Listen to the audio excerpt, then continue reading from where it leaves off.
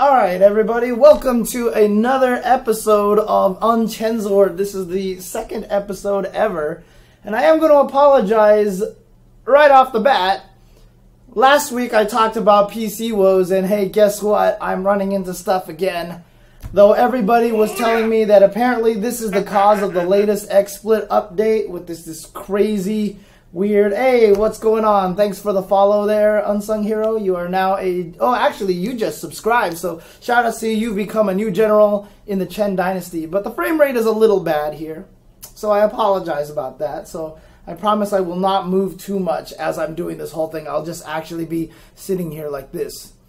Hi, welcome to UNCHENSORED. So that way it won't seem like there's any weird frame rate going on. I hope you guys are enjoying this right now. Dang, it doesn't even help because my mouth is still even like choppy. It's crazy. So I am going to have to talk really slow. Okay. No, don't upgrade the XSplit according to what people tell me. So, but in any case, welcome everyone to UNCHENSORED. If you guys were not familiar with this, or you guys didn't get to see this last week or check it out on YouTube, this is the series where basically I am just going to sit down and rant about things because I've got a lot of things on my mind these days, and I've got a lot of things to say about it, and things are driving me crazy, and you know what? I need to have an unfiltered rant session, so that is basically what this is right now. Now again, if you guys are unfamiliar with it, there is potential for this to be NSFW, because I will probably be cursing every once in a while, because like I said, this is uncensored, this is UNCHENSORED, this is going to be me unfiltered, so I'm just going to talk about whatever I want to. And yes, Mario Kart Blue Shell triggered. Dude, don't even talk to me about that right now, Shogundo. I was actually playing Mario Kart. I'm trying to get 60 points in all of the 150cc's just so I can get that out of the way, so I can start doing time trials on 200cc. And there was one track that every time I just got to the end, it's like right here, blue shell, boom, and then accelerate, accelerate, accelerate, daisy, right past me, and I'm just like, grrr! Like, just made me so angry. Seriously, it made me so mad. In any case, yeah, we don't need to talk about Mario Kart right now. You heard all last week, but let's talk about some other topics that have been really kind of getting to me recently. So, obviously, E3 was this last week. There's a lot of cool stuff that was shown. Dragon Ball Z came out and just blew the shit out of the water, right? Everyone was like, what the hell? Where the hell did this game come from? And seriously, shout outs to them for being able to keep that game a secret even 2 days up till its release. Was pretty crazy. Pretty crazy. However, it kind of started this weird trend where everybody was like, this game looks amazing. And then Marvel, like, they were in part of the Sony press conference. They came out and then, like, it was like, demo available today. Everyone's like, holy shit, this is awesome. And then everyone downloaded the demo. And yeah, and that's pretty much when everything started to kind of go downhill at that point in time. And everyone saw Dragon Ball, they were hyped, they saw Marvel, they played the story mode demo, and then all of a sudden everybody was just like, man, what the fuck is this, right? Like, what happened here? And then not only that happened, though, something even more like interesting happened, because you know, it's just kind of an indication of where everybody is right now with Capcom, and it's frustrating to see this. And it's even more frustrating for me, which I'll get into in just a little bit. But the whole thing about it was that, like, all of a sudden, you know, we had just come from this weekend, amazing weekend of E-League, and there was this Combo Breaker, and there was Red Bull Kumite. There's 3 amazing events in one weekend. Everyone's like, 6 Street Fighter 5s on TV. Look how cool this is. Look how awesome all this stuff is. All these great results, you know, people winning money, esports, yay, we're there. Everything is all great. And then this E3 happened, and now everyone was like, fuck Capcom. Like, they should die. I want them all to go away and blow up, pretty much. And you know, I understand. A lot of people are mad at Street Fighter V because Street Fighter V did a lot of bad things, okay? There's no question about that. As a fighting game itself, I think it's good. As an actual product, as a video game, very much issues, right? It's pretty much an incomplete product as it was while it was put out. But then what happened was all these people started just hating on MVCI. They were just like, okay, you know what? Dragon Ball Z, screw Marvel, you're done. I don't want you anymore. I want you to fail because look at Chun-Li's face. And everything was just like, suddenly it was all doom and gloom. Everything was doom and gloom all of a sudden, and I was just like, what in the world just happened here? And then on top of that, this is where things started getting a little bit crazy here, okay? It started getting to a point where when the people actually went to E3 and they started playing the game and they started enjoying the game, nobody wanted to believe them. Now, okay, let's all go back a little bit here. I totally get it. I totally get it. A lot of people are mad at Capcom. A lot of people are mad at their lack of communication. You know, we're already half of the way into the year and we still don't know who the other Season 2 characters are going to be in the Season Pass, etc., etc. There was a lot of problems. And yes, some people in the chat are mentioning that the demo that was given at home was different than the demo that was playable at E3, and that is also true, and it was very weird that they did kind of things like that. But it's weird because I actually feel like Capcom would have been better off had they not just released a demo at all, right? If they hadn't released it, I don't know, would people have been more willing to believe that people liked the game? It actually hurt Capcom more than it helped them to release the demo. And, you know, I thought it was a cool gesture. They were trying to release something for people, and a lot of people were having fun with it and everything. But it's still, regardless of all of that situation, the biggest problem that came about this was now this new meme in the FGC, which is about shilling, right? Everybody's sitting here thinking that anyone said anything nice about Marvel vs. Capcom Infinite was a shill.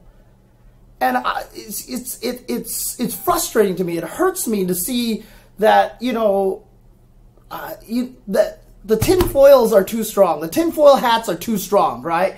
Everybody is so frustrated because of Street Fighter V that they can't even believe anything positive about Marvel vs. Capcom Infinite right now. And it drives me nuts because people have to remember that a lot of us here still just enjoy video games, right? So yes, a lot of people are like, oh, look at F-Champ, look at Justin. They have stakes in this, right? Oh, so if they're talking about how great this game is, obviously they have some stake in the thing, stake in the matter, because they can play the game, they can win the game, they can win money, so they have to talk good about it. Capcom is basically paying them to say nice things about the game. But, you know, okay, I totally get where people are coming from. I get why that you would want to think that, right? But the thing about it is, people still have to remember that these guys still enjoy playing fun games. And you've obviously have all heard Filipino Champ talk so much shit about Street Fighter V. In fact, even at CEO, he was talking to one of the Capcom reps and was just like dumping on the game the entire time. Like he was talking to him. You know, that's the thing, right? Like, you guys have to understand that these guys still can recognize what's a good game and what's not. And look, I'm just going to be real with you guys here, okay? Oh, dude, in the VIP room playing, it was the media room. The media room was big. There was lots of people there. We were kicked off the machine a bunch of times to let media actually play. We were all let back into the media room. So what? Like, what does that even mean? It wasn't even a VIP room. It was just like a... Oh, they had the one VIP room, yes, with Combo Fiend back there. But why is that an indication? Like, why is that... Wouldn't you want someone who's good at a fighting game to go and actually play it? Or do you want IGN people, Polygon people who don't play fighting games to go into the VIP room and actually play and have no real opinion about it? Is that what you want? Would you believe those guys? If you sent Joe Schmo from randomvideogameblog.com to go and play the game and they're like, yo, this game is fun, right? Then everybody would be like, whatever, you're full of shit. Like, you don't know shit about fighting games. Who the fuck cares what you have to say about this game? So they're going to invite Justin Wong and Filipino Champ to the VIP room so Combo Fiend can show himself because Combo Fiend wants to show him the cool stuff.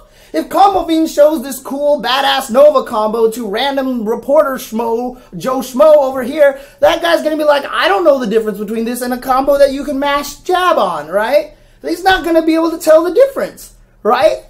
It wouldn't even matter. So why wouldn't you send those guys back there and actually try it? And yeah, so someone's like, why don't you let everybody try it? And that part blows my mind, because it's like, look, everybody's mad at Capcom, but like the entitlement of gamers is ridiculous right now. Let me talk to you about what it was like buying video games for me when I was growing up, okay? When I was growing up, you just went off of Nintendo Power. If Nintendo Power gave it an 8 out of 10, you're like, this game must be good. You know, they're going to put it in the front article. You're like, Solar Jetman must be an amazing game because it's got the cover picture on Nintendo Power. So that was all you had to really go by, right? Those little Nintendo centers that popped up in the malls were like the most amazing shit ever. Like when I first saw one of those, I was like, I can try a game before I play it. This is amazing. You know, these kind of things like that. And now I had people in my mentions telling me that Capcom should have given out the entire game for free, basically, like Guilty Gear did. And look, it worked for Guilty Gear. Dude, what Guilty Gear did was completely unprecedented, okay? Tekken didn't give us a demo.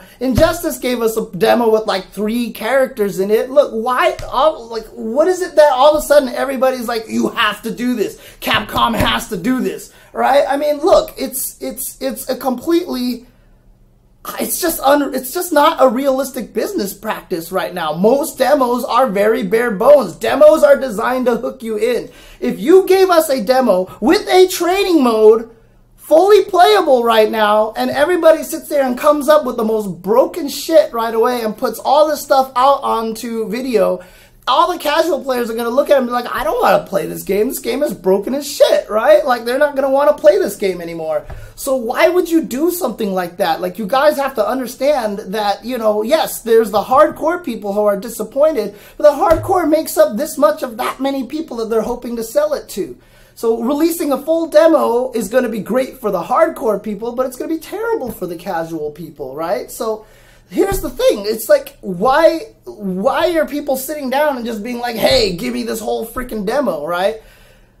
As a result, Combo Fiend brought the 2 players who knew the game to the VIP room. They let them play it, and it was actually really, really cool for that. Like, man, can you imagine what it would have been like 10 years ago when I went to E3 and I'm like, I really want to sit down with CVS2 so I can break it down and give information to people, so I can record footage on a phone that can record freaking video on it, you know? Like, if I could have done a lot of that shit back then, man, the whole community would have been like Craigasming all over the place. It would have been like, oh my God, they let these guys in to play. Now they let these guys in and play, and it's like, oh, they treated them nice. So obviously they're shills, and obviously they're going to say nice things about the game because you let them into the VIP area. This is what we wanted.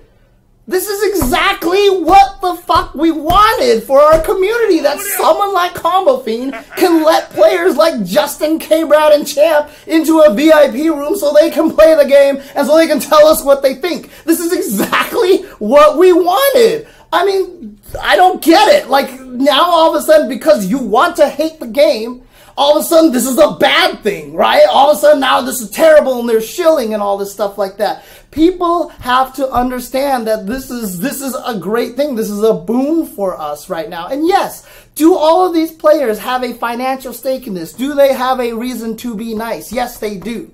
Absolutely, and I'm not going to deny that. I'm not going to deny that at all, right? But here's the thing, right? Like I said, they want a good game too, because if the game is shit, then they're stuck playing a shitty game for a long time, and you've already seen all of Born Free Tweet's interviews. I don't think there's a single person who's been interviewed who said that they are enjoying Street Fighter V.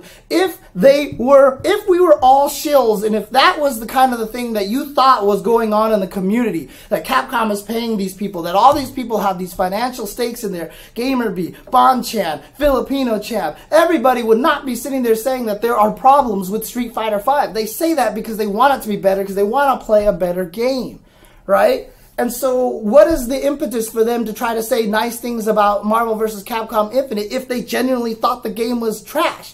If they generally thought the game is ass and they're thinking, well, I have to say something nice about it because I want to play it for the next few years for money, but that's like, they're going to be suffering from it. Wouldn't you rather play a game for money even if it's good? Right? To them, obviously, it sounds like it's not going to make much difference financially. That's what your theory is, that like, oh, if they're shilling for it, it's because they want to make money out of it. So obviously, if the game is bad and they shill, they'll still make the same amount of money. That's your theory, right? But if the game is bad and it comes out, they're not having fun with it and people complain about it and then no one ever plays it, no one's going to make any money off of it. There's no impetus for people wanting to have a bad game be shilled like this. There's no benefit to anybody for that. And not only that, but look, the thing that I really want to strike home is that people like playing fun video games, okay? All of us have started playing these because we played video games and we loved it. And look, I know this again is going to be adding to the whole thing. James, you're friends with Justin Wong. You don't ever want to say anything bad about him or whatever like that. Look, Justin Wong, when he first moved into my home, when he first came out to California, I didn't like him. I thought he was a cocky MVC2 player. I didn't really like him, but he came over here, and then all of a sudden, I found out like he is the nicest dude. Like, he is super respectful. He's this wonderful, wonderful kid. And the way that I saw him react to video games, like, he is genuinely enthusiastic about video games. He just gets hype about video games in general. That's just how he is. And so when he's sitting here being hype about it, then everyone's like, oh, you're shilling Justin Wong. But then, you know, like, okay, everyone's like, look at this Bud Light stuff. God, do you remember last year? Like, everybody who was in this Bud Light thing was like, I feel like that's a requirement from being a volunteer in the Bud Light thing, because this happened last year, it happened this year too. I feel like that's just part of what you have to do if Bud Light is trying to, you know, if you are a nominee for Bud Light, because it's no coincidence that everybody is making videos for it. Chris Tatarian was doing it, Justin was doing it, they're all doing it, right? So that's a completely different thing. I don't understand why everybody has to be so insistent that all of a sudden you're a shill because you're saying nice things about this game that genuinely looks kind of fun, right? Then add on top of all of that, then L.I. Joe comes to E3 and he plays the game and L.I. Joe's like, yo, this game is so much fun. This game is so much fun. And everyone's like, shut up, Joe. They let you into the VIP area. You're in the media section. Capcom obviously paid for your ticket to fly out there. L.I. Joe? L.I. Joe? L.I. Joe is like the most, like, legit amazing human beings on the planet. Like, you cannot get anyone more genuine than Mr. L.I. Joe. And people are claiming that Capcom paid for his, when he had to take his own days off just to make it out here, he paid for his own plane ticket to get out here and he's enjoying this game. Like, seriously, I don't get it. I don't get it. And now it's like a meme. And that's the worst part about it. That's the worst thing about it, is now it's a meme, right? Now everyone's talking about shilling and all these things like that. And it's frustrating because now it makes it hard for people, for everybody to talk about the game, because it has become a meme. And look, I'm going to be 100% straightforward with straight truth. This is truth bomb right here, okay? Truth bomb right here. I've been playing fighting games for 20 plus years, okay? I know more about fighting games than you do. There. That's all I'm going to say it. I know more about fighting games than a lot of you guys out there. And as soon as I saw the free tag mechanic with no meter cost, the first thing I tweeted out is, this shit looks broken as fuck. And as soon as I saw that, the first thing that came into my head, I was just like, holy shit, this game is going to be the most broken shit ever. My God, the possibilities are going to be endless. I can imagine this game is going to be so full of creativity. Okay, whatever, right? Everyone said creativity because there's not that many words that describe that, right? Imagination, creativity. That's all we're going to have, right? So here's the thing, right? Look, I saw that shit and I immediately looked at it and said, holy crap, the possibilities for this game are going to be on a whole nother level. There are shit that we haven't even thought of yet that is going to be possible in this game because we're just not used to it. That's why when I was sitting there playing it a little bit at CEO and I realized that it was like a YRC, it was like a purple Roman cancel. I mentioned this on the Tuesday show yesterday. It's like a freaking purple Roman cancel. If I swing the button and it's totally whiffing, and you could totally punish me for whiffing this button, I can tag in my teammate and he'll run under and protect the teammate that you're attacking on. Like, there's so many applications of this mechanic that we aren't even thinking of yet. People are thinking about it only from mix-ups and combos and pressure. But there's so many things in the neutral that this is going to be ridiculous for. And like, Kim1234, another guy who's been playing fighting games for like 20 years, saw it and he didn't even touch it. And he was like, holy shit, this is going to be amazing. This is going to be fantastic.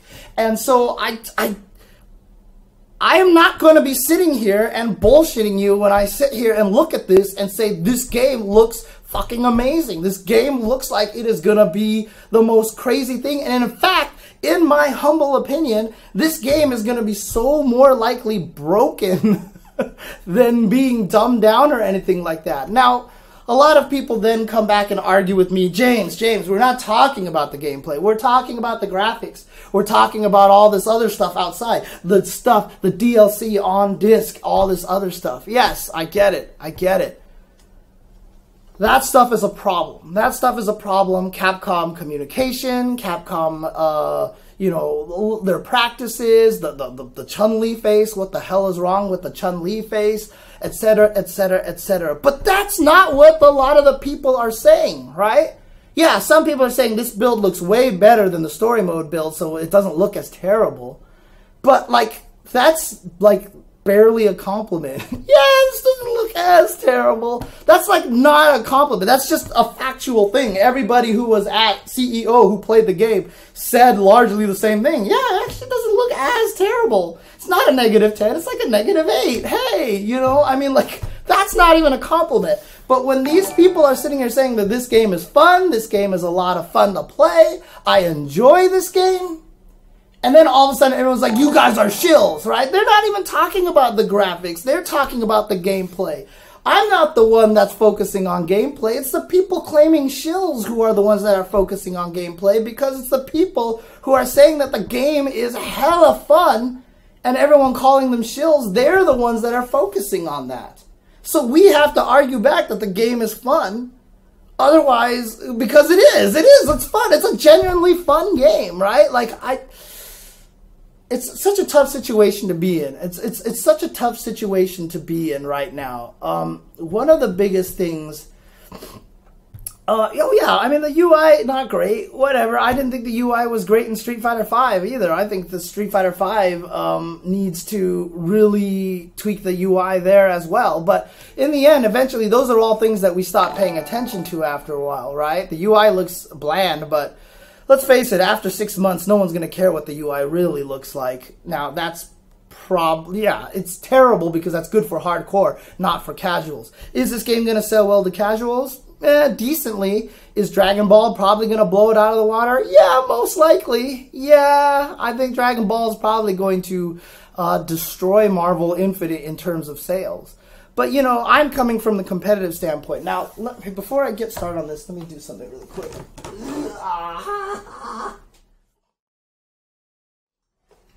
All right. It's warm down here. I need a fan blowing on me right now, because obviously I have no fans in this stream right now. No, I'm just kidding. So here's the thing, right? This puts me in particular in a precarious situation, right?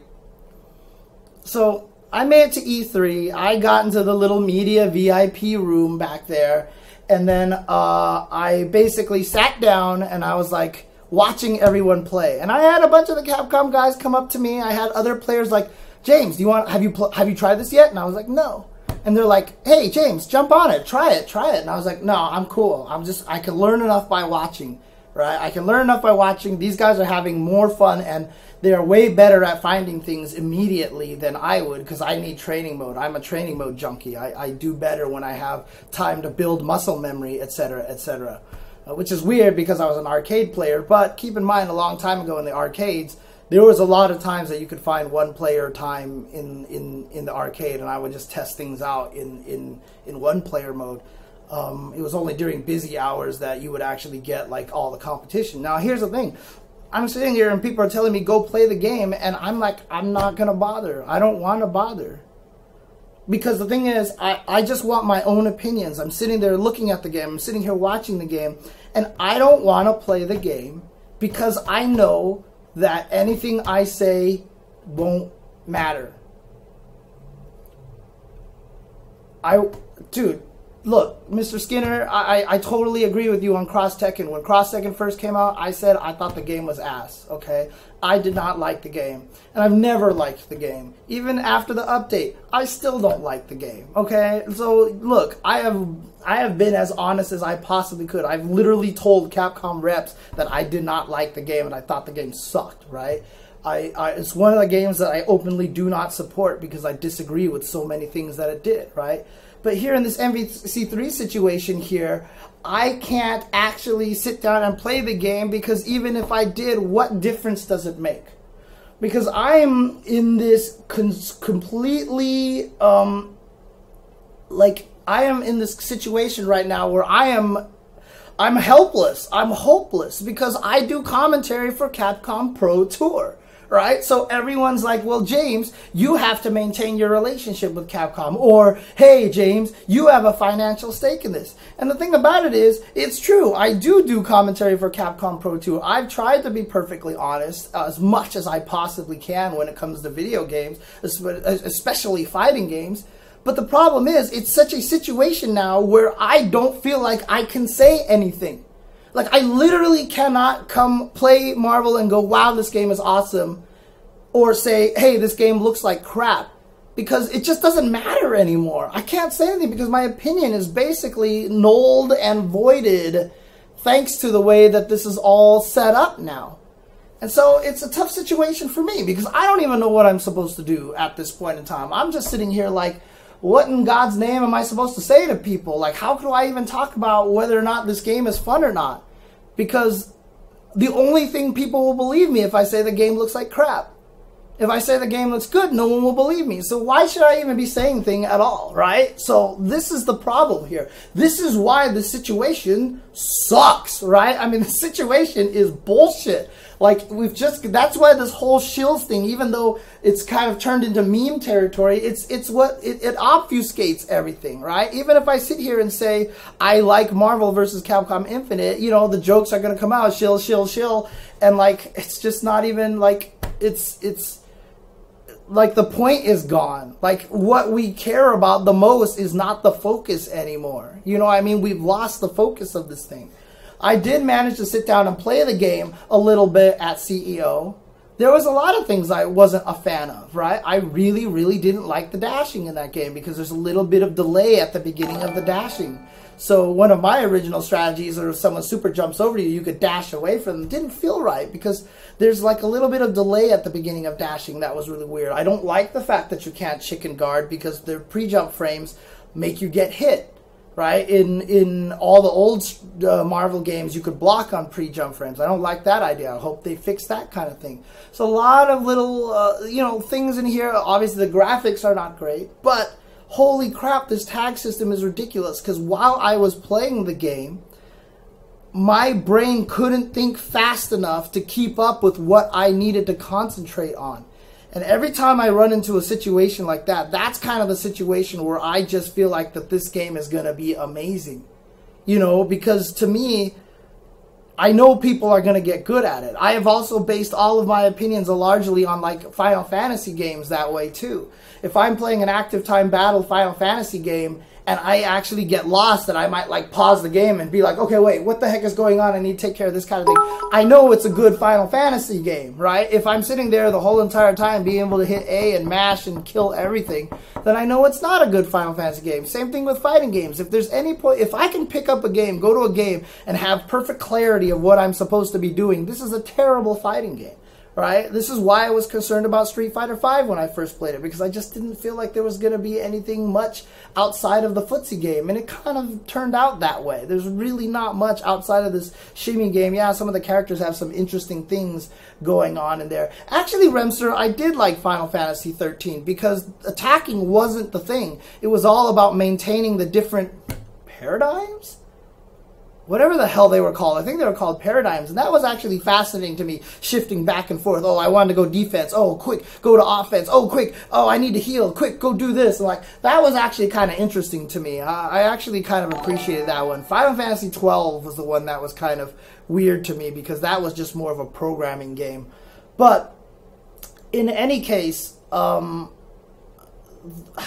a lot of people talking about the roster. I mean, a roster is a roster, right? I mean, like, eventually they're just going to be the tools that you have in the game that you're playing. Yes, it would have been more exciting if Black Panther was there initially instead of being a DLC, or if there was more new characters and stuff like that. But look, the game, if you're going to complain about the roster, that's a subjective thing, right? I looked at the roster, I thought the roster was just fine. I really didn't have much complaints about it. Yeah, there probably could have been more new characters. Whatever. And the other thing, too, a lot of people are mad about is the no X-Men characters. I actually believe there weren't going to be X-Men characters in there even before it was announced, right? Like, I was like, there's no way a new MVC game is coming out because there's not going to be any X-Men characters because of the way that Marvel has been treating X-Men recently. So when MVCI was announced, I was like, there's 0% chance any X-Men are going to be in this game. And then when the rosters got leaked, I was just like, this is exactly what I thought it was going to be. You know, I was just like, whatever. It's fine. I'm okay with it. And, you know, some people are talking about, what about, like, Amy or Beautiful Joe and everything like that. People don't realize the licensing issues that come with this kind of thing. And you're like, James, Capcom owns Okami. They own Beautiful Joe. It's not that simple because someone wrote the music, and so now you've got to put the music in the game. And you know what? You might not own the rights to the music, or you've got to relicense it for a different kind of platform, etc., etc. I think this is why Smash Brothers Melee is not ever being remade in HD, because it would take too much money and too much work to relicense everything, despite the fact that Nintendo owns a lot of the stuff. People don't think about these kind of things, right? So, and Clover is dead. Yeah, Clover is dead. What are you going to do about that, right? Look, that's why I believe there's no Melee HD, because you have to relicense everything for Melee HD. People don't think fixed. Yeah, pretty much. Yeah, Nintendo owns. They don't own everything. There's things that I could tell you, but it's like, unfortunately, I'm not sure. That's like sort of NDA-ish stuff, so I can't say a lot of stuff. And yes, that makes me Illuminati, ooh, whatever. But like, you know, I know for a fact that Nintendo doesn't own everything that's in Smash Brothers. They don't. They literally don't. Like, you have to understand that that's just how the stupid world works, right? With licensing and everything like that. It's not that simple. It's not that simple. So here's the thing. Here's the thing, right? I'm in a position now where I can't really talk about the game. I don't feel comfortable expressing my opinion about the game anymore. Because, like I said, if I say anything nice, everyone's just going to have this goofy Shill joke, this meme. And I feel like that obfuscates things, right? And then if I say anything negative, people are going to quote that out of context. And so we're in a really, really unfortunate situation here. And actually, to be frank, I mean, I have more reason to shill Dragon Ball than I have to shill Street Fighter or for Marvel vs. Capcom Infinite. I really do. From a personal standpoint, I have more reason to shill Dragon Ball than I do Marvel from a personal standpoint. And so it's like people are just going to assume whatever it is that they want to assume. Now, having said all this, like, I'm going to keep trying to talk about it. And in fact, I even went up to the Capcom reps, you know, people that you guys all know on Twitter and everything like that. And I literally told them, I was like, I cannot be how did I state it? I was like, I cannot be overly positive about your games. I have to be able to have the freedom to critique your games. I have to have the ability to say negative things about your games because I have to be true to myself. And they were like, yeah, we totally get that. We're not here to force you to say nice things. I actually went up to these guys and told them that. I was like, I am not going to be overly positive about your games. I have to be able to criticize it in my own way. And they were like, yes, absolutely. Do your thing. So I can tell this story, but nobody will believe me, right? That's the thing. Like, I can say that and everybody would be like, whatever, James, you're just making that up, or that didn't actually happen. Or, oh, did you see how he paused at the beginning of telling that story? That obviously meant he was lying. You know, people are going to find every single reason possible to think these kind of things, right? That's just how people are right now. That's how the internet is. And the hive mind is very, very dangerous, right? The hive mind is very, very dangerous. A lot of people get stuck on certain concepts. And so, yeah, exactly, Peter. I don't believe you because you're a shill, dude. You're a shill. But no, shout outs to Peter. I appreciate your support. But that's just the tricky thing about this whole situation. We are in a very tough situation. We are all going through this for the first time. I'm learning it as I'm going. I'm trying to learn this. I'm trying to figure out how to make this work. I'm trying to figure out how to be able to do this fairly, right? Everyone is trying to figure this out.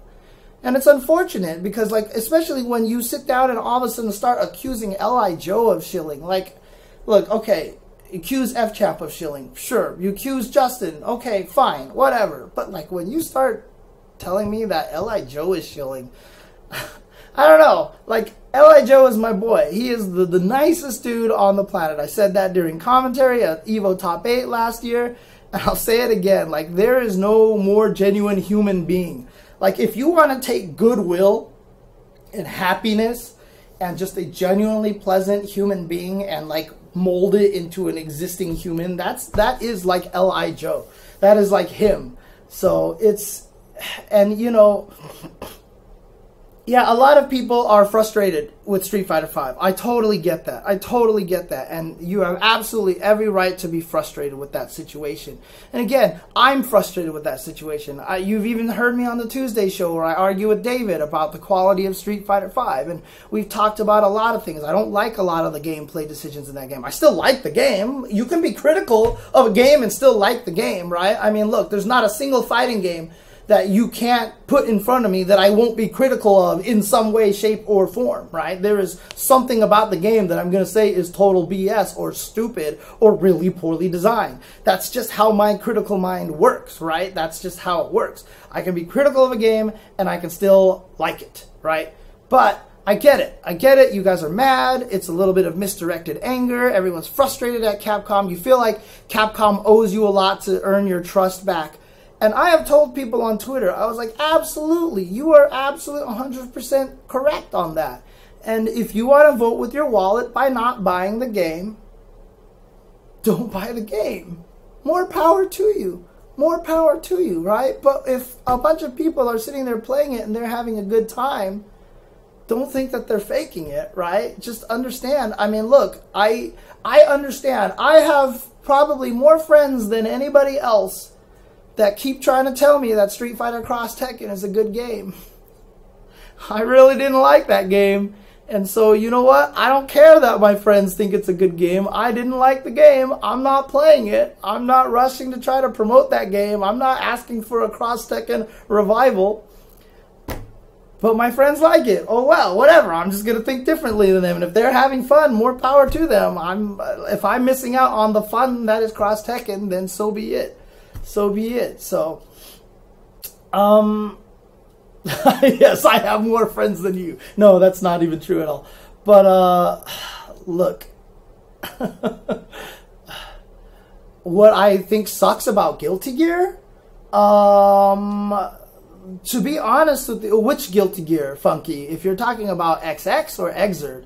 If you're talking about Exert, I still don't like the concept of instant blocking. I think instant blocking is a little too obtuse for a lot of people. It makes the game really, really hard. YRCs are definitely something that's very OSable, and you could take advantage of a lot of weird things in that game, like the burst OS mechanic. They've tried their best to try to get rid of a lot of the OS stuff in that game. But, I mean, I love the game. The game is amazing, and I think there's so many things right about that game. It's hard for me to say anything negative about that game because I love that game. Danger Time. Danger Time is a silly mechanic, right? Danger Time is kind of stupid. The reason why I don't like instant blocking, because I think that's basically the number one.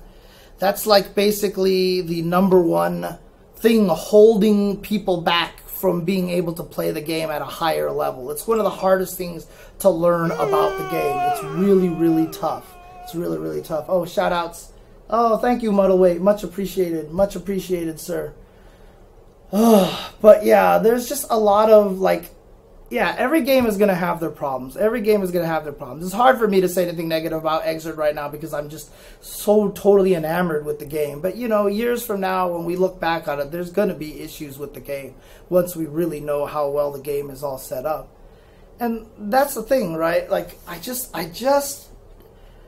wish people would, like, I'm not telling them to give MVCI a chance because Street Fighter V did burn a lot of bridges, and there's a lot of issues there. There's a lot of terrible communication problems. There's a lot of terrible things about that game as a video game. I still enjoy it. Look, CEO Top 8 was still super hype. Like, as much as, like, I want to get mad at the game, like, I watched CEO Top 8, and I was jumping up and down and screaming like a little girl just because that shit was just, like, the most fucking amazing thing ever. That Snake Eyes Grand Finals. Snake Eyes' match with Xiao Hai was fucking amazing, dude. That match was, like, I almost shit myself when that thing came to a close. I was like, this is super crazy. So, yeah, look, there's also, the other thing, too, is that I'm the kind of person that likes to sit down and think about why things happened. I like to think about why things happen. And so, you know, I'm definitely more of an optimistic person than a pessimistic person. So when I see all the things that's going on with Street Fighter V, I'm almost positive there's like weird conflicts going on between the culture of Japan, between Capcom Japan, between the culture of US, between Capcom USA. I mean, like, I have no reason to believe that, but I'm almost positive that there's a lot of things going on there, and I'm sure there's a lot of, you know, miscommunication even within the company going on in there. And so a lot of the times, you know, maybe I give people too much a benefit of the doubt. Maybe that's just the way it works, but I always believe that there's something more to it. I made this post a long time ago where some people were like, the Evo creators are evil, like they're mean and they're malicious, they're doing all these things on purpose. And I'm like, yeah, okay, let's imagine this conversation of them literally sitting in a boardroom going, let's not put this game in is because we want to screw these guys. You know, like I made up this whole dialogue, just how silly it sounds with people out there all trying to intentionally screw people over with these kind of things. More often than not, especially as a person who has worked in a software company before, and I've seen what happens with products. Like, even within my own company, it was like, the higher-ups are like, put all these features in there, and then all the QA's like, hey, that's impossible, push the release date back. And they're like, okay, no, we want it by this date. And then all of QA's like, okay, which features are you going to cut? And then the upper management's like, none. They must all be in there. And then QA's like, we can't do that. And the upper management's like, figure it out. And that's the end of the conversation. And what happened was us QA basically sat there working weekends, working 24-hour days, trying to get everything done. And by that point, you lose quality of work, etc., etc. There's so many reasons why a lot of these things happens, and very few of them are as malicious as people think. That's basically... That's how I am. Maybe, like I said, maybe I give too many people maybe I give people too much benefit of the doubt. Maybe that's just what it is. Do you like or dislike the fact that a lot of SF5's death is locked behind a comeback mechanic, V-trigger? No, I hate it. I really do. I think V-triggers are 10 times worse than Ultras. I'm just say 10 times more powerful than Ultras ever were. I have a ton of ideas on how to rebound Street Fighter V's V-trigger mechanic. I really would, but the problem is it would make the game less fun. because you would take away a lot of the creativity and stuff like that, because V-Trigger really is the one area of the game that gives you a lot of that creativity. So lowering that kind of hurts the game in a different way. So it's a tricky balance act, and a lot of people don't like to think about that either, right? They always like nerf this, and you don't realize how that makes the game a lot like less fun. And again, you know, not to belabor Street Fighter V, but the game is barely a year and a half old, right? And we're always comparing it to games like Third Strike and to games like Ultra, which are all like 5 years old. Like, there's a long way to go for Street Fighter V. We have a long way to go for that, right? And last week, just watch my last week episode on, you know, on the ability that maybe Super Street Fighter V, if that's something that they plan to do, could help revitalize the game. But how would I rebalance V-Trigger V-Skill? And would it calm down to some of the damage on a bunch of the V-Trigger things? The way that I wanted to rebalance V-Trigger, to be honest with you, is to make it so that it's very much like KOF 14. That if you cancel into the custom combos, you get a worse version than if you raw activate. So, for example, in KOF, if you raw activate your custom combo, totally don't remember whatever the hell it was actually called, you get a shorter meter, so your combo is shorter. But if you actually just raw activate it, you get this gigantic meter. So Urien would get 1 mirror on cancel, 2 mirrors on raw activation. Ibuki would get 1 bomb, 2 bombs. Nakali would get a timer-based V-Trigger, like everybody else. If he canceled into it, he would have the permanent one if he raw activated it, etc., etc. Max mode, okay, sure, max mode, whatever. But sorry, I didn't mean to make it sound like that. Fuck KOF. No, I didn't mean to make it. Yeah, but like I'd still call things up kicks or whatever like that. So yeah, that's basically what I would basically do. I would try to do that, and like Balrog would get less, you know, rush punches, the meter would be shorter or it would drain faster, etc., etc. I would nerf that. But, like I said, that takes away a lot of the fun stuff from the game, right? But then if you're Urien and you do cancel into shield, you don't get the second mix-up off of that, right? And Buki, if you cancel into a bomb combo, you don't get a second bomb off of that, etc., etc. So, but yeah, so I don't want to devolve this into a Street Fighter V conversation, because I should just save that for another day. Like, how I would balance Street Fighter V, Unchainsored, Episode 3. But, like, the main thing really about it is that I totally get it. I totally understand that you're mad at Capcom. But the thing about it is, just have an open, not an open mind. Don't have an open mind. I don't care if you have an open mind. I just want you to not just be so laser focused on what you want to believe. And I know this is impossible because it's the internet and it's frustrating.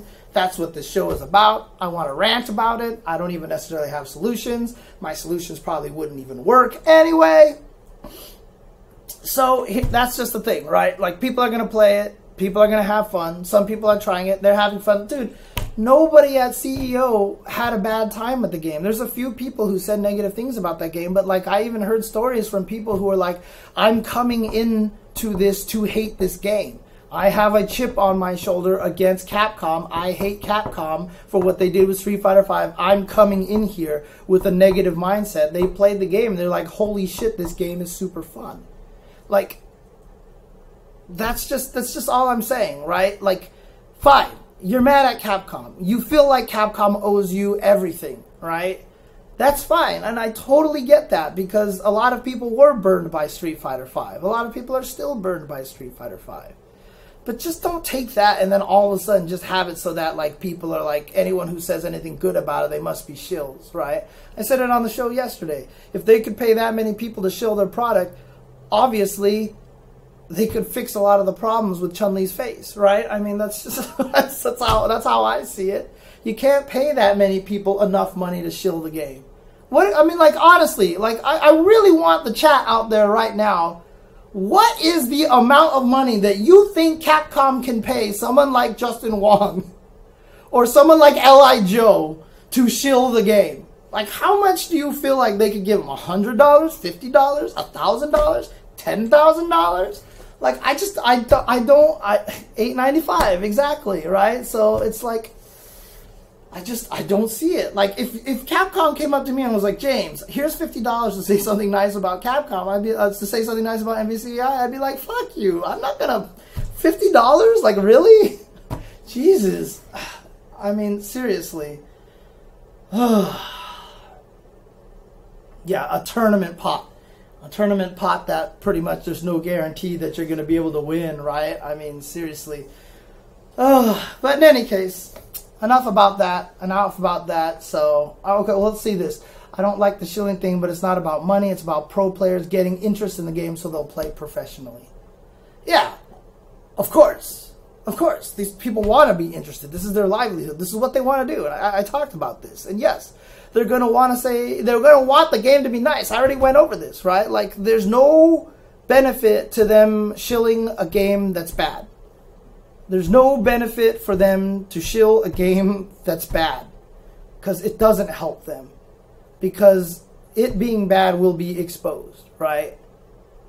That's just the way it is, right? Yeah, everyone's going to be like, well, what about Street Fighter V? It's still the biggest game right now. But, I mean, people are talking negative about it. Like, the numbers have overall dropped outside of Combo Breaker through all the tournaments this year.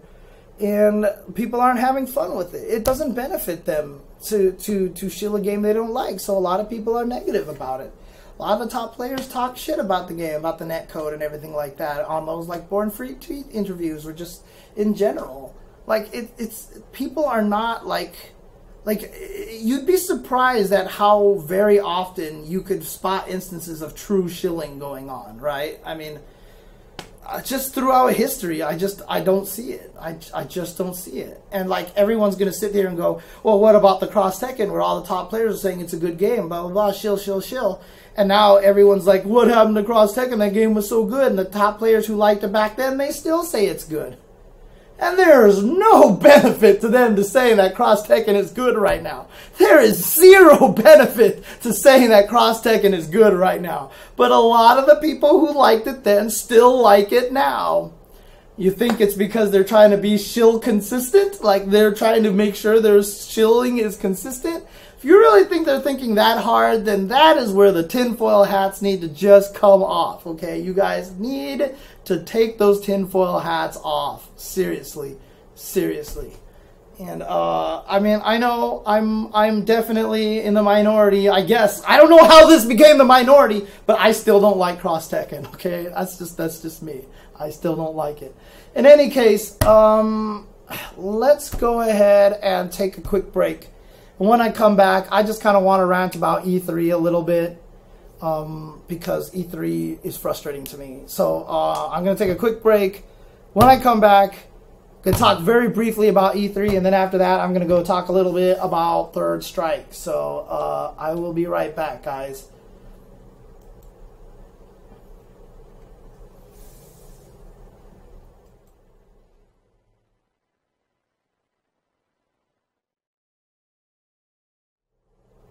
Man, that song.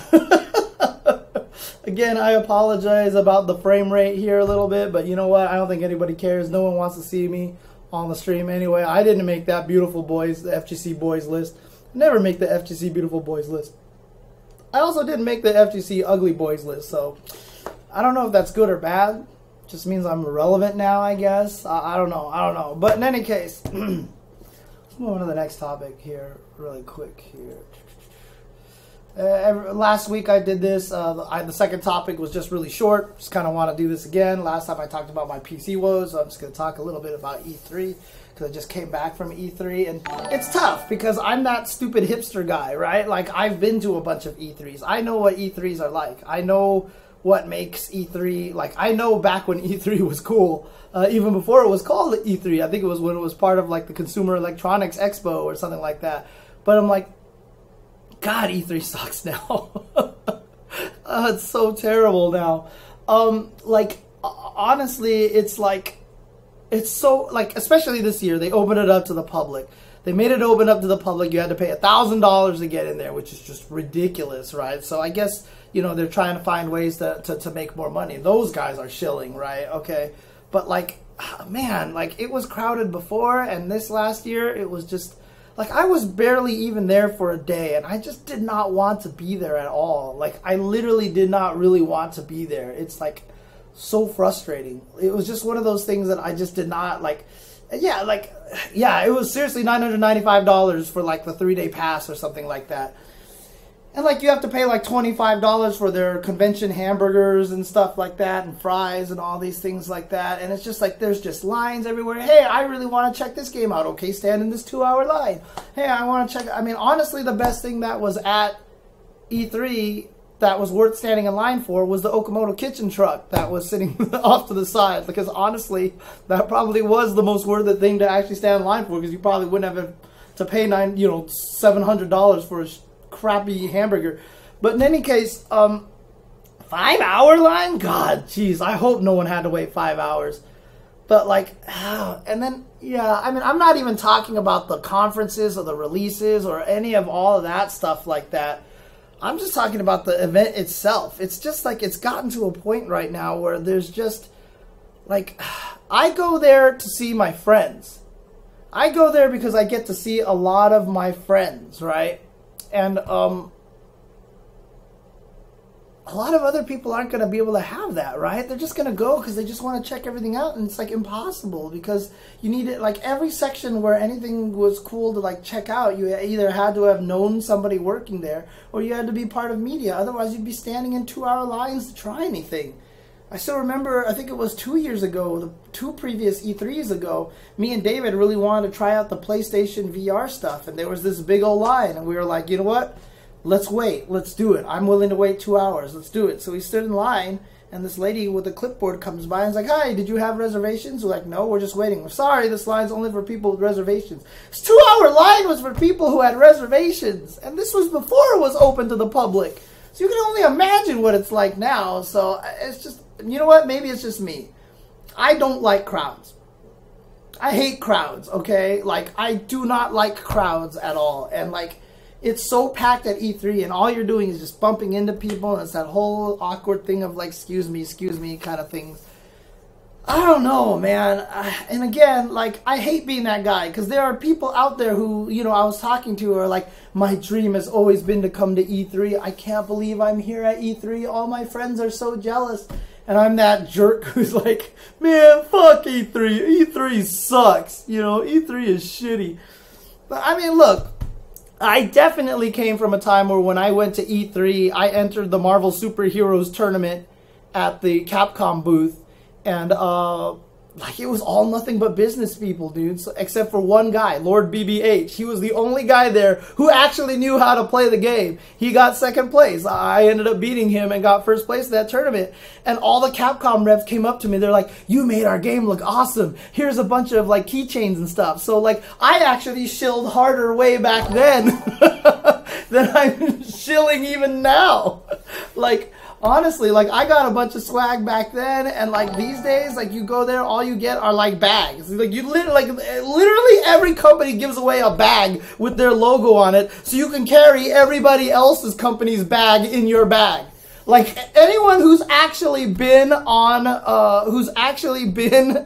to E3 knows that this is absolutely the truth. You just collect like 17 bags and you put bags into those bags. Like, that is what you collect at E3. There's like nothing to give away at E3 anymore. You just don't pick anything up anymore. Like, there's nothing to take. Like, before it used to be about like getting all the coolest swag, but like literally there's like no swag at E3 anymore. And it's I don't know. Like, and especially now with the internet age, I can see the end. Like, before, people used to stand in line, like Konami's booth. Like, I still remember for Metal Gear Solid 3, right? Metal Gear Solid 3.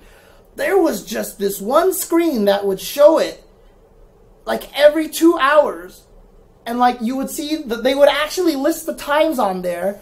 And there was this giant floor space, and, like, an hour before it showed up, everyone would sit down and, like, claim spots on the ground so they could watch the MGS3 trailer. And it was just because it was the most crazy thing, because MGS trailers were the most ridiculous things at the time, right? And people would gather there. dude, why do I even need to do that anymore? Now the trailer shows up in the press conference for Sony, and then like 10 seconds later I go to YouTube, and I can go watch it on YouTube on my monitor in my underwear, drinking a freaking watermelon juice, like in 1080p, in glorious 1080p, on the internet, on my own monitor, in the comfort of my own home. Like, why am I going to E3 anymore? Like, I don't know. I don't know. Like, honestly. And it sucks, because I know a lot of people in the chat who haven't been to E3, they're like, fuck you, James, you're ruining my dreams. Like, I've just wanted to go. Like, totally, if you want to go and you've never been, you should absolutely go, because it is an event, it is a spectacle, and it is neat just to see how it is in real life. But I just want to get that straight, because, like, I had some people who were like, this is my first E3, and then, like, several tweets later, they're like, man, I'm not collecting any swag here. I'm just like, welcome to E3 for the last 10 years, basically. So, dude. Yeah, and you know what? Maybe PAX is overtaking it. And that's probably why E3 is changing a lot of the way that they're doing things, why they are opening it up to the public, because PAX is really kind of destroying E3 at this point in time. But if that's the case, E3 really needs to be just more of a business thing. You know what I mean? Keep it that way. Let PAX take over a lot of the player base. You know, E3 was always meant to be a business thing. And I feel like that's probably the way it should be, to be. Yeah, and that, it's honestly, like, there was one year where I was just like, dude, one of my favorite stories is one time we were hanging out at E3. It was like myself, my friend Derek, and then Mr. Wizard. We were all just there. And, like, this was even, like, maybe 10 years ago when E3 was still pretty cool. And we were all wandering around. There was always the bastard, the redheaded stepchild hall, the bastard child hall sitting over there off to the side. Sorry, that was totally offensive. I apologize about that. But like, there was the redheaded stepchild hall called Kensha Hall, where it was like all the mobile games back when mobile games sucked. And it was like all these random like Korea game companies before Korea had like real game companies, called Kensha Hall. And like nothing was ever there. It was always super empty. No one was ever there. But what me and Derek and Joey found a couch, and we were like, best hall free, and we sat there on the couch for like 3 hours just talking and making sure our legs weren't killing ourselves. It was like one of the greatest E3 experiences we ever had. Like, seriously, like, honestly, I don't know, I'm over it, I guess, at this point in time. It's tough for me to get excited about E3 these days, especially with the day of the internet and everything like that. It's just so different than what it used to be, because you didn't get to see these things, you know, especially at like 1080p quality. You had to like download some terrible Real Media Video super compressed version of the MGS2 trailer and like sit there and watch and be like, I think those pixels were, you know, like Otakon, you know, and stuff like that. And it's like, yeah, it was rough back then, so I am a hater, damn it. That's what this show is all about. I'm a hater. But, okay. There was a Illumina. Look, I'll tell you what my E3 experience was, okay? I'll tell you what my... No, I don't think the tag meter should cost meter at all. I love the fact that it doesn't cost meter. I think that's fantastic. But this was my E3 experience. Got to E3. Walked to the Dragon Ball booth. Talked to a bunch of people, including Kugi and Born Free Tweets, for like an hour. Walked over to the Capcom booth. Got invited to the Illuminati media section in the back. Watched some people play. Then we all left E3, and like I think it was me, Sherry, Alex Myers, Punk, Bear, and Smug all went to go eat lunch. Then we walked back to the Capcom booth. I walked in there, watched people play for about like an hour. Then we were cleared out because E3 closes at 6. That was my entire E3 experience. I didn't go to the Nintendo booth or the Sega booth or anything else. Like literally, I just sat and talked with people. Like that was the entire trip of E3 for me. So like I basically barely saw anything. So we all went to the Lowry's Carvery, which was super good because that seems to be like a tradition for some people. So that was super good. But literally, I didn't see anything at E3. I saw nothing. I did see a basketball player for the Utah Jazz. I don't actually watch that much basketball anymore, so I don't remember his name. But in any case, yeah, I'm not super excited about E3. In any case, I don't really have anything left to say about that. So, hey, anyways, I will, I actually, look, I know enough people in the industry that I didn't pay $1,000 to get into E3, okay? I'll just say that much. Illuminati! Illuminati! Woo! Illuminati! Yeah, Illuminati! I don't know what Katana Prime has to do with Illuminati. I don't know why I've turned him into the tinfoil hat and the Illuminati, but, like... But yeah, I didn't have to pay $900 for my ticket, thank God. Thank God. If I had to pay $900 for the ticket, I wouldn't have gone. Like 100%. So, in any case, I'm going to take another quick break. When I come back, I just want to talk about balance, in particular Third Strike balance. So I will be right back, guys. And that's all I have to say about that. Come on, XSplit. Come on, you can...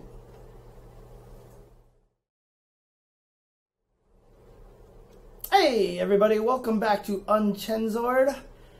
Just talked a little bit about shills and E3 and stuff like that. One of the weird things that's kind of come off as a tangent from this whole shill concept and people being mad at Street Fighter V is the topic of balance.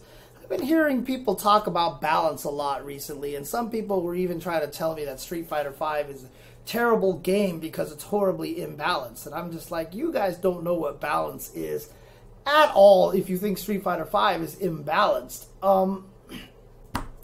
But in particular, I saw like a Facebook post from somebody and they were asking like, hey guys, what do you think the most balanced Street Fighter game of all time is? And it's still shocking to me how many people actually say that Third Strike they feel like is the most balanced fighting game, like one of the most balanced Street Fighter games of all time. Like, it blows my mind that there are people who still actually believe this, okay?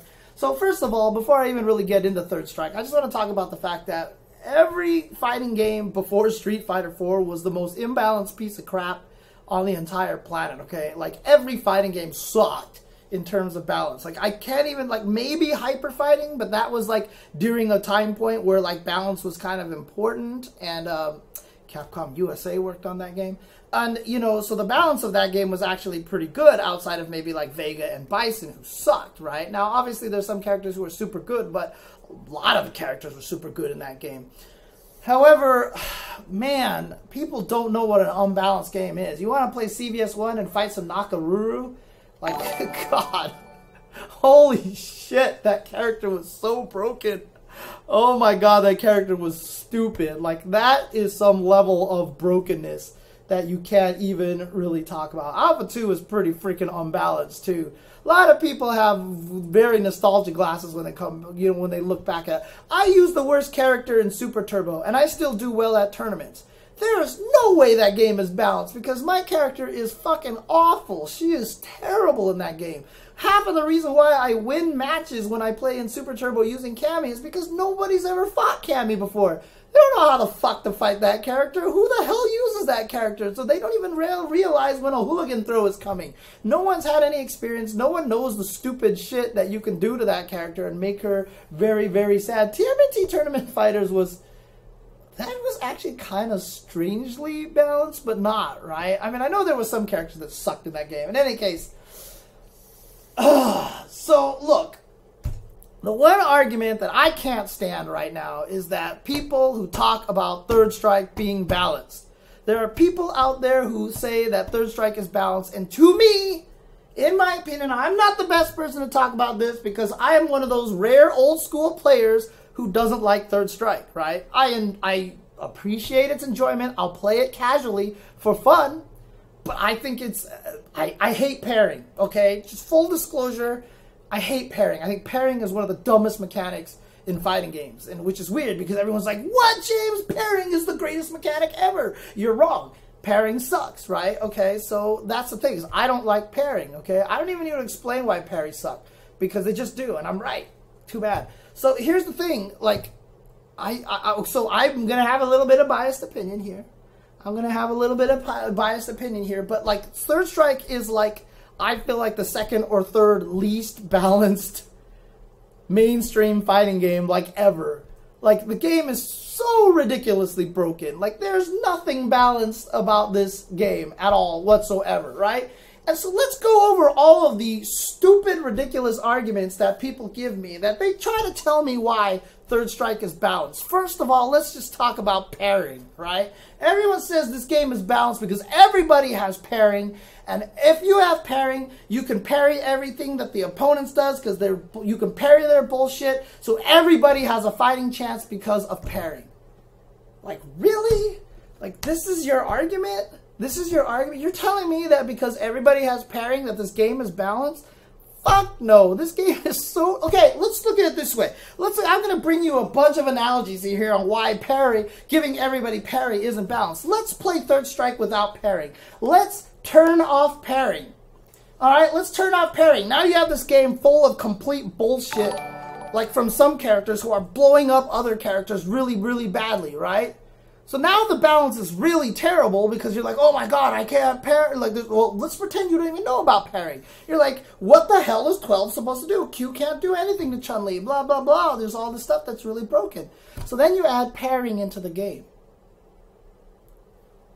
Do you not realize that you've given parrying to everybody? It's a zero-sum reward. Parrying does not reward shitty characters more than it rewards better characters. In fact, I would argue parrying rewards better characters than it rewards shitty characters. Parrying is not a balanced mechanic. It is something that everybody gets. If you're good at parrying with Q, you can be that good parrying with Chun-Li and you don't suck, right?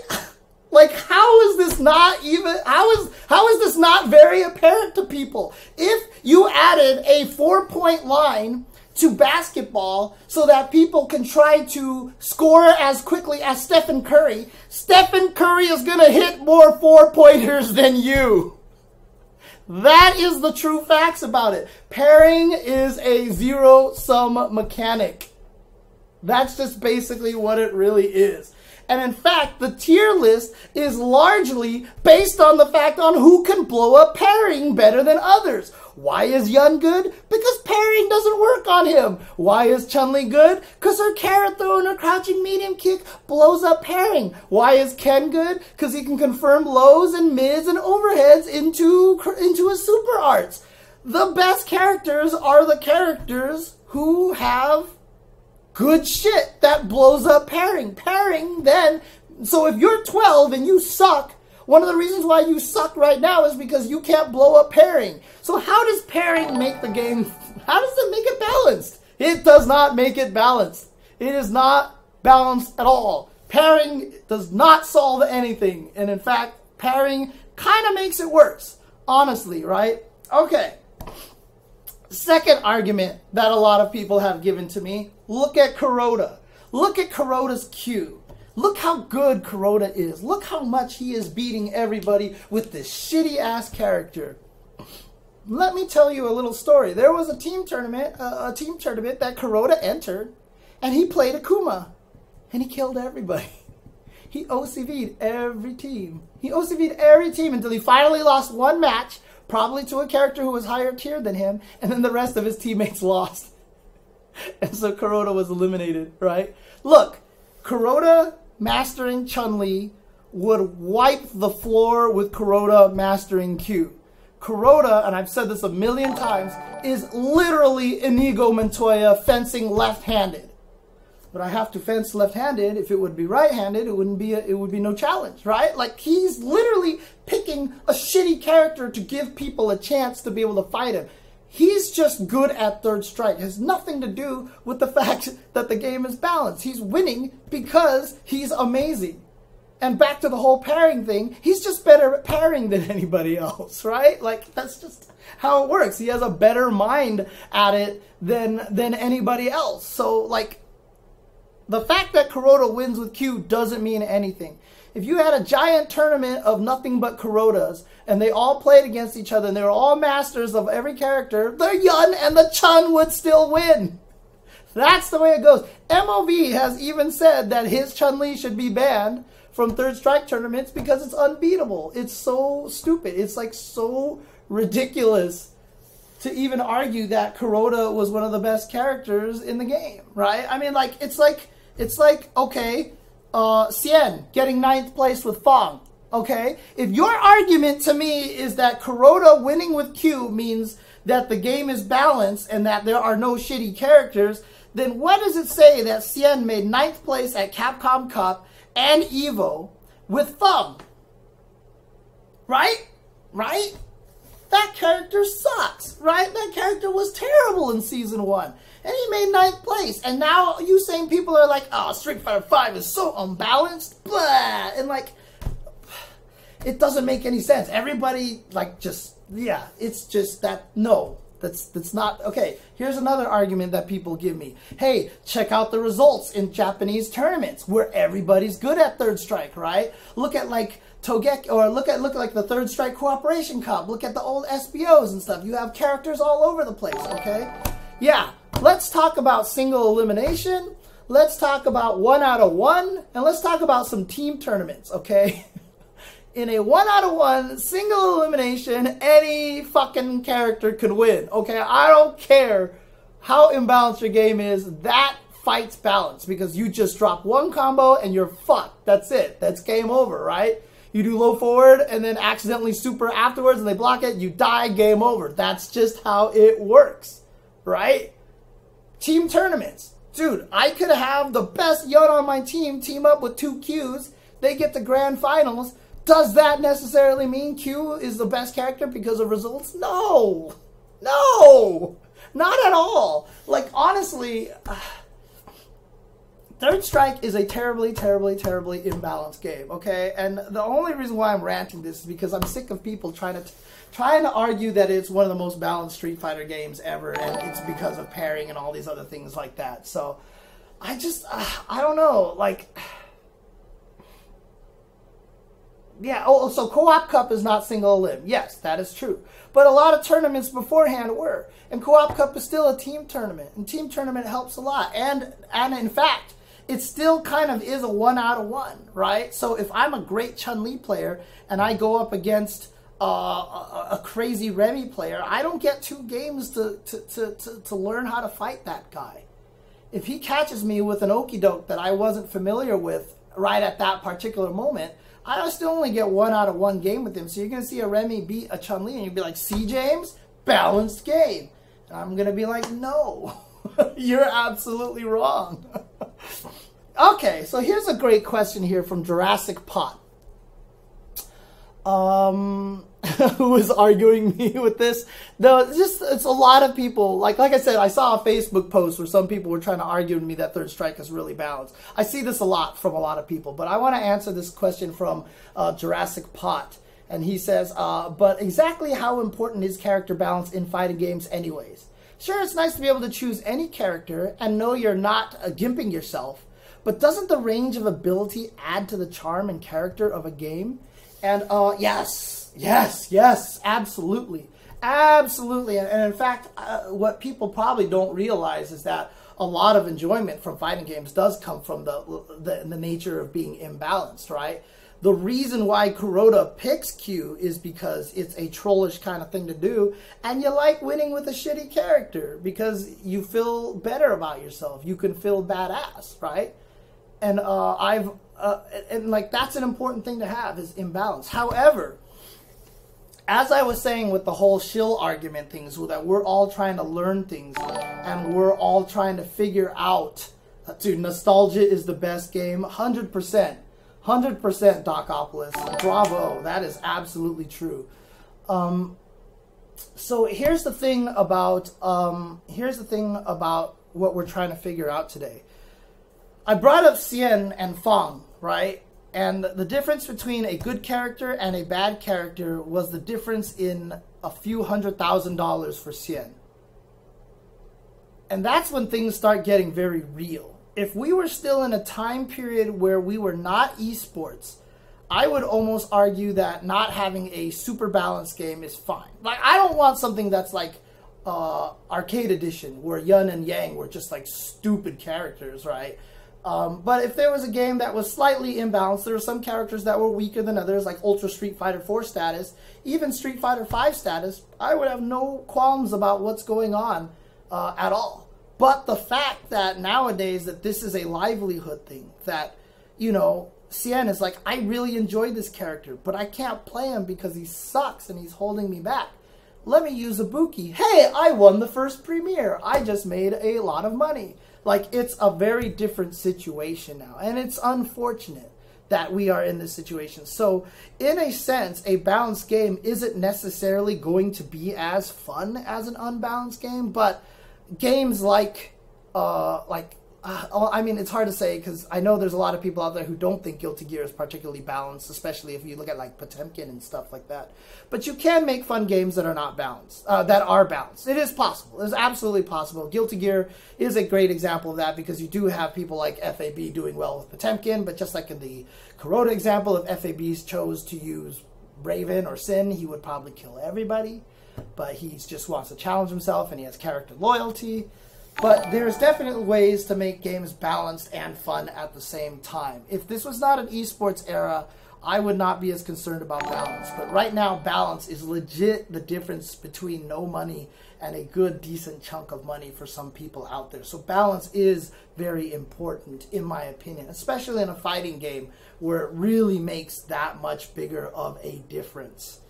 So yeah, I mean, that's a good question. I do think that, you know, balance is a little overrated when it comes to the enjoyment of a game, but as we're going to an esports world, you know, you have to try to make sure, because the other thing too is you really want to have it so that different characters to appeal to different player types. And I think that is where one of Street Fighter V's biggest weaknesses comes in, is that I don't think that there's a wide enough character variety to appeal to a bunch of different players, which is why you have seen larger character crises from top players than ever before, and you've seen more confused people than ever before on what to do. And not only that, but the people who are winning are generally of one type of person. And in my opinion, the fact that the results are getting more consistent is actually a sign that there's less variety in the game. You know, I don't think the game is random. I think the people who are winning because they're better than everyone else at Street Fighter V. But I also believe that Street Fighter V does not open enough avenues for a lot of different players. It doesn't have an avenue for the execution monkey like Marn. It doesn't have the avenue for the really mind Yomi kind of players like Justin and Daigo. It doesn't have the avenue for the super zony guys like Filipino Champ and stuff like that. So we're gonna see more consistent results. I actually feel like Ultra Street Fighter 4, it was a good sign to me that the results were so inconsistent, because that meant that the game rewarded a lot of different play styles, a lot of different people, a lot of different strategies, and I really like that about that game. So does balance really matter in an esports landscape? Can't the people compete just choose top tiers? Yeah, but I mean, that's kind of what I was addressing right now. I didn't even see your question, but yeah, that's basically my answer to that, is that you could choose the top tiers, but sometimes it just doesn't suit your style. That's just not how you want to play. I don't honestly think that Justin or Daigo is going to be able to make Karen work the same way that Punk can. And that's not saying that Punk is a better player than Justin. I'm just saying that that means Punk is better at playing Street Fighter V than Justin. And he's better at playing Street Fighter V than Daigo. I just feel like the game suits certain kinds of mindsets more than it suits others. And that's a little bit of a problem. But, you know, hopefully they're addressing that. And I like some of the things that have happened. I like Colleen. I like Ed. I really like the way those characters are playing right now. They're actually kind of different and a little interesting. Like this past week, we saw Wind Alpha at ESL, and I loved watching his Ed play. I thought that was sick. I gained a newfound appreciation for that character that I wasn't familiar with, that I wasn't expecting. And I really like he made him look fun to play. Wind Alpha made me want to play Ed, you know, in an interesting way. So, okay. So yeah, back to the original point. Third Strike, not particularly balanced. If we want to talk, so if you do ask me what I do think the most balanced mainstream fighting game is, right? Like, Obviously, Street Fighter 1 is the most balanced game. Not only is it 1 out of 1, and both characters are the exact same, but yeah, it's forced single elimination 1 out of 1, because when you both put in the quarter at the start and you hit start, you had Ryu versus Ken. They played exactly the same. Whoever won would have to go fight the computer. There was no continue option. That was the only way you could challenge each other. While someone was fighting the computer, you couldn't even challenge them. You could only challenge each other right at the start. If you hit 2-player button at the start, you basically fought to see who went on against the computer. Karate Champ is really balanced. Yeah, actually, Virtua Fighter 4 is probably a really, really good choice for one of the most balanced fighting games out there. Tekken is definitely probably the most balanced current game right now. Maybe. We'll see. Too new. Not sure just yet. But personally, of all time, I would probably pick Hyper Fighting. I think Hyper Fighting is super balanced. And yeah, there's some terrible matchups in that game. And boy, that game was glitchy as fuck. There was just like a lot of stupid shit going on in that game. But I really do honestly think that Hyper Fighting was strangely really balanced, because like even to this day, not a single person agrees on who the best character in that game is. Some people say Blanca, some people say Sagat, some people say Ryu, some people say Guile, some people even say Ken. It's really hard to say who the best in that game was. That game was, oh god, Hyper Fighting was so much fun. And it also helped that you fell dizzy to 2 moves, right? People don't even know that. Like, Balrog's like, dash punch, pow, stand fierce, pow, you're stunned. And then you're dead. That was it. You're dead. So, I miss Hyper Fighting a lot. Hyper Fighting was a really balanced game. Shut up, Justin. Hyper Fighting was super balanced, dude. Don't be telling me that Hyper Fighting sucks, man. Damn. Dude, like, seriously, like, you could go Hadouken and then walk into a fireball, psh, and then Hadouken, neutral jump, land on the fireball, you're stunned. That's it. 2 fireballs got you dizzy in that game. Ken had, like, touch of deaths all over the place. Man, that game was... Dude, you can't mash Tatsu. Not at the highest levels, you couldn't. Tatsu was super good. Dude, Tatsu was even better in Champion Edition, too. Tatsu in Champion Edition was so much more broken than Hyper Fighting Tatsu. So I think that's probably why I don't consider it as broken. Because I remember in Champion Edition, Ryu's Tatsu was even more broken. Holy crap, more broken. So, MSH versus SF, huh? Interesting. See, the thing is, like, to me, I hated MSH versus SF because the combos weren't as fun. Obviously, I made a combo fact for XVSF. That was my favorite game. Yeah, I know, right? Champion Edition Tatsu didn't exist because it was just Guile and Bison. But honestly, like, here, I'm going to uncheck this because, like, well, actually, I'm still talking about balance, so I'm going to leave it highlighted. But, I enjoyed X-Men vs. Street Fighter as a puzzle game. I just wanted to find combos. That's all I wanted to do. Yeah, and I absolutely wrote a guide on game facts. See, so I'm shilling, right? When I talk about X-Men vs. Street Fighter, I'm shilling because I want you to view my FAQ on game facts so I can make money. So I can continue making money off of the X-Men vs. Street Fighter combo fact. And it's a shame, too, because my GeoCities page, where I actually turned my fact into a web page, is no longer being hosted up there. So, you know... Because, you know, GeoCities went down and stuff like that. So, yeah. GGPO made XVSF super popular, huh? Interesting. Man, that game was so broken. Holy crap, that game was so broken. The whole point of that game for me was to try to find infinites with every character. I don't think you can make fun money on game facts. I've never made a penny off of game facts. And in fact, when I went to Puerto Rico... And I started with talking to the players here. This is actually one of the super... Dude, I could actually bust out my webpage right now. I still have it... Actually, no, I don't think I have it hosted anywhere anymore. Yeah, I don't think it's hosted anywhere anymore. In any case, I went to Puerto Rico. I think it was Puerto Rico where I was talking to... No, it was somewhere else. It was like at Evo or something like that. And someone from Puerto Rico or someone from the Dominican Republic or someone from Brazil, I think it was a Brazilian player, came up to me and they're like... Did you ever know your X-Men vs. Street Fighter combo fact was literally reprinted in a magazine? Like, they just copied your entire FAQ word for word and put it into a magazine? and that magazine was sold, and I was like, I had no idea. I had no idea. And so literally he found the PDF of that magazine, and he sent it to me. There was a PDF of it, and literally someone had scanned it in or something, and there it is, my FAQ, word for word, in a magazine that was sold in Brazil. And I didn't make a dime off it. I didn't make a penny off of that. So there you go. So no, you can't make money off of GameFAQs. In fact, people made money off of me. I've even had people come up and tell me that they would print out my FAQs, staple them and bind them, and sell them at their arcades. They would actually sell my FAQs in their arcades to people who did not know how to use the internet at that time. Oh, man. It's wonderful times, man. Wonderful times. Wonderful times. But yeah, no, I definitely did not make money off of FAQs at all, ever, off of game FAQs. So,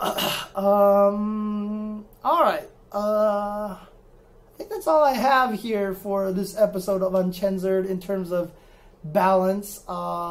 But is X-Men vs. Street Fighter more broken than Marvel vs. Capcom 1? Yes.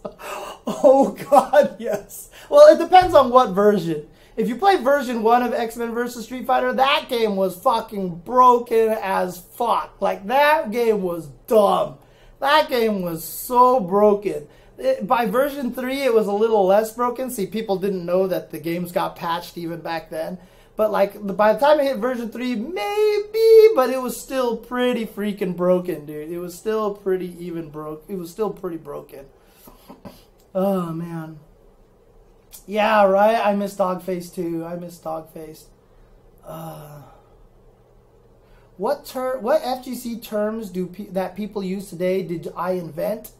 The question is, what terms do they use correctly or incorrectly? Because that's definitely a difference here.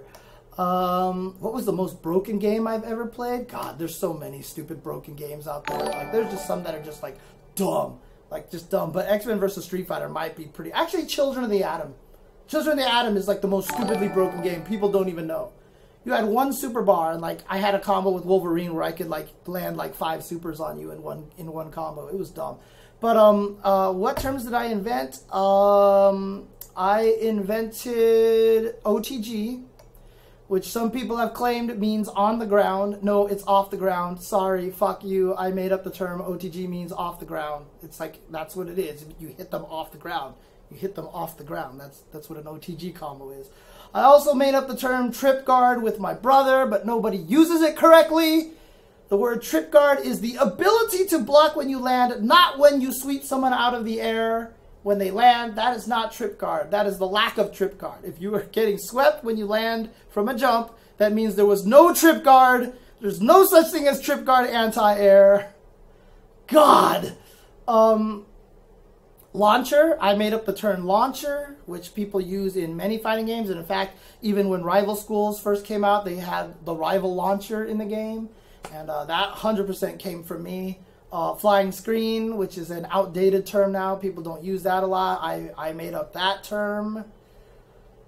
What are the chances of Chun-Li being represented at EVO? I mean, look at MOV, right? I don't think there's a terrible chance. Will she make top 8? It's going to be hard. But if MOV made top 8, I wouldn't be shocked. Let's just put it that way.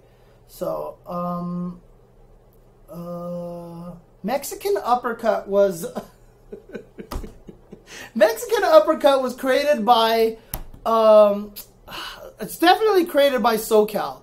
It was just getting mad at the Ryu players in Alpha 2 that would use crouching heavy punch as anti-air because it worked so well, and everyone would get mad at that because they're like, can't you just fucking uppercut for real? And so it was called that because it was always the thing that a lot of Mexican players would do. I don't know who invented it. I'm sure it was a Golfland term somehow, but it was definitely a SoCal thing that it came from. Did I eat ass when I was younger? That will be... I'll save that for another Uncensored episode. Reverse Dragon, Mexican hand cross, Seth Killian. Oh, man. Was it Mecha MacGyver? I don't know. Maybe he did. He invented a lot of terms, actually. He really did. Cloth hand. But yeah, I think that's all I've got for today. So that was about a 2-hour stream here. These things always turn out way longer than I thought. What's my favorite broken fighting game? Vampire Savior or Super Turbo? Vampire Savior and Super Turbo are my 2 favorite fighting games of all time, and they're both broken as hell. Like, those games are fucking broken like crazy. Crazy. Who invented meaty? I don't know. Whoever it was, I want to punch them.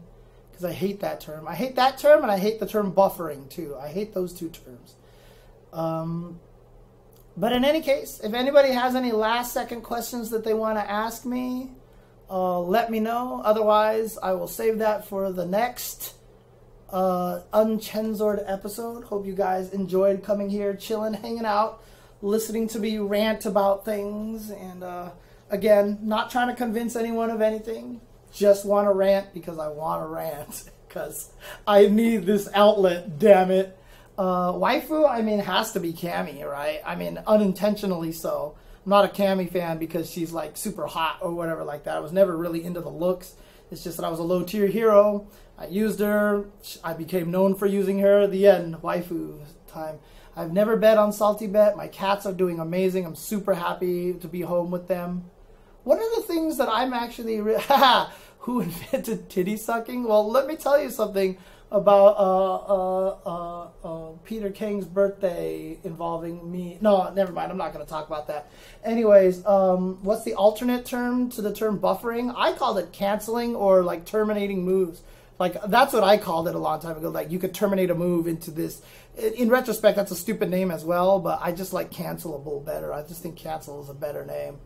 Why don't I do multi-stream? I don't know what that means.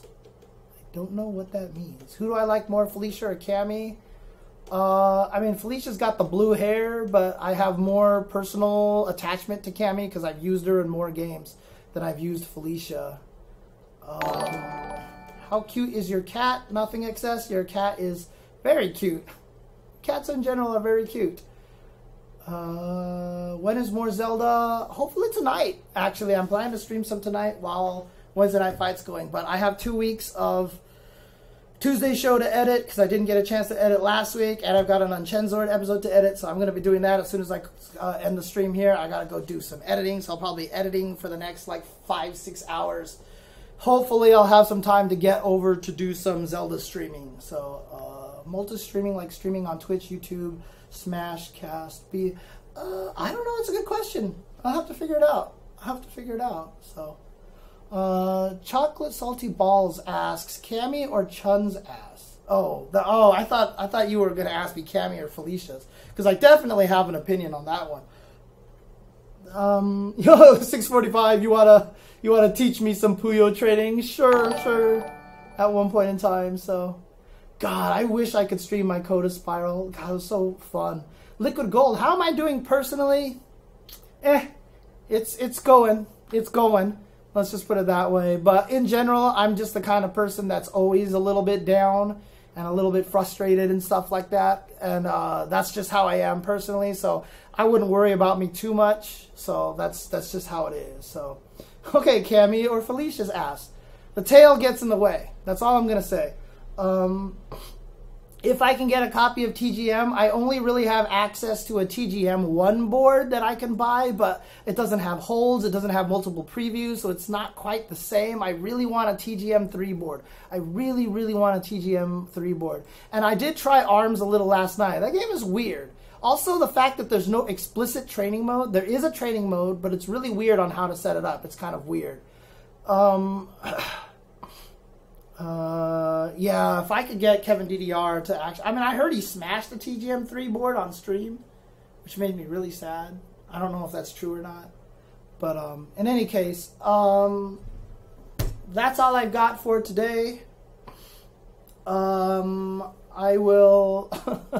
Yeah, you have to set it up under fight mode. Yeah, that's what me and David figured out yesterday. It was really awkward. Like, set them to infinite health, to not move, to make sure there's no items, all this weird stuff. It's kind of weird, so Mugen is cool.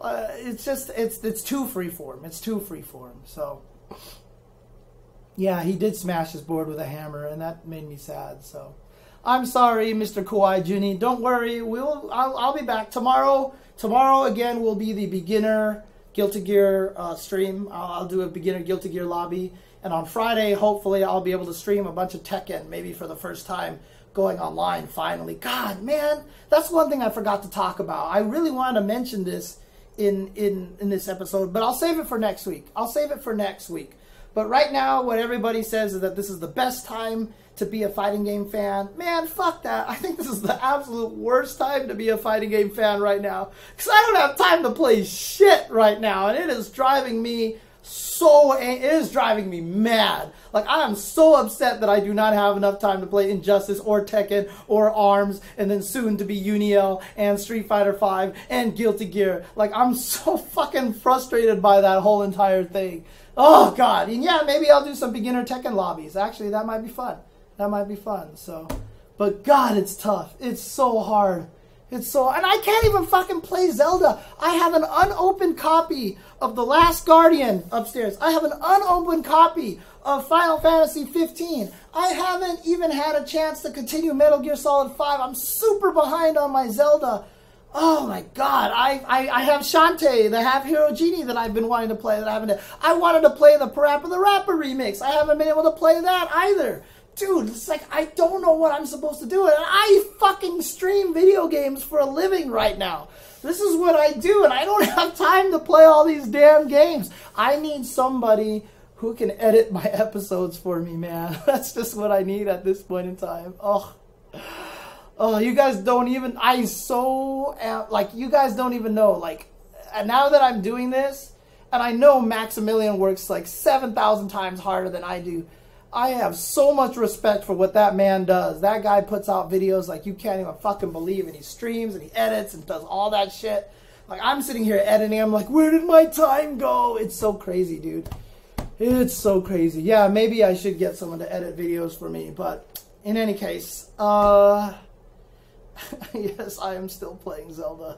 I haven't played Horizon yet, but I didn't really have any particular interest in that game.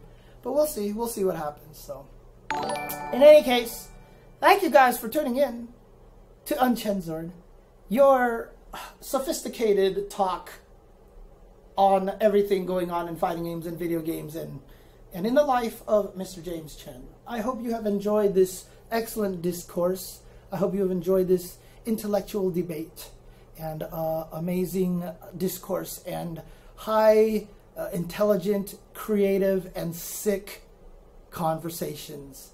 So, good night, farewell, I bid you all adieu, and suck my nuts, assholes. Peace.